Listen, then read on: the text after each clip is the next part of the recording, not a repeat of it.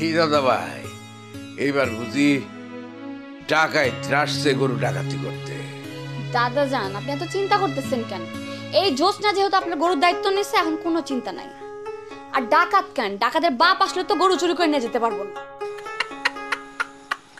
আপনি এমন ভাবে কইতেছেন মনে হচ্ছে ডাকাতের হাত থেকে গরু আপনি নিচে বাঁচাইছেন, তাই না? তাহলে কি তুই বাঁচাইছিস? ওরে আল্লাহ, আমি কেমনে বাঁচাইবো?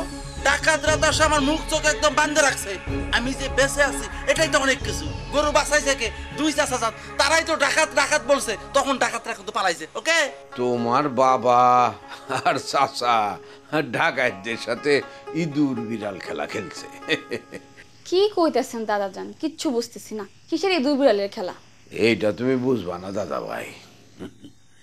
দাদা যান, আপনি বিশ্বাস করেন আপনার দুই ছেলে সত্যি সত্যি ডাকাতের হাত থেকে আপনার গরু বাঁচাইছে?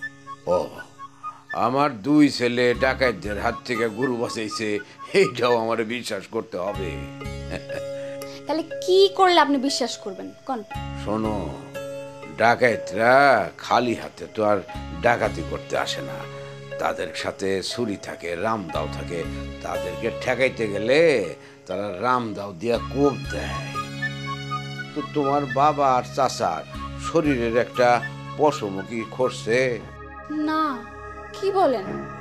জি, এরা চুক্তিভিত্তিক ডাকাত।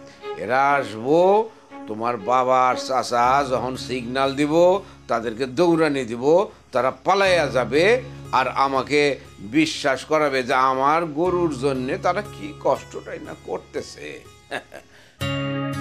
চুল তো আর বাতাসে পাকে নাই গো দাদা। থাক দাদা যান, বাদ দেন তো এগুলা। ওরা অনেক চেষ্টা করতেছে এইটা বোঝানোর জন্যে যে বাপের জন্যে তাদের অনেক দরদ, অনেক কষ্ট করতেছে। এত কিছু করার তো দরকার নাই। বাপের কথা শুনলেই হয়, বাপের কথারে মূল্য দিলেই হয়। ঠিক আছে দাদা যান, আমি ওনাদেরকে বলে দিব। ওনারা আর কখনো আপনার অবাধ্য হবে না, ঠিক আছে? এখন কি আপনি নামাজ পড়তে যাবেন? ও, আজান দিছে, একটু পরে বাবুর্চি আর কষাই চলে আসবে। যাই মসজিদ থেকে নামাজটা পড়ি। আপনি যান, কোনো সমস্যা নাই। আমি আর হাসু মিল্লা গরু দেখে রাখবো, আর চুরি হইব না।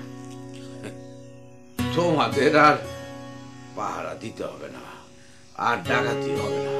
তোমার বাবা আর চাচা মিলাই এখন গরু পাহারা দিবে। যাই, যান যান, ওই রে এসে নিশ্চিন্ত থাকেন, কিছু হইব না গরুর।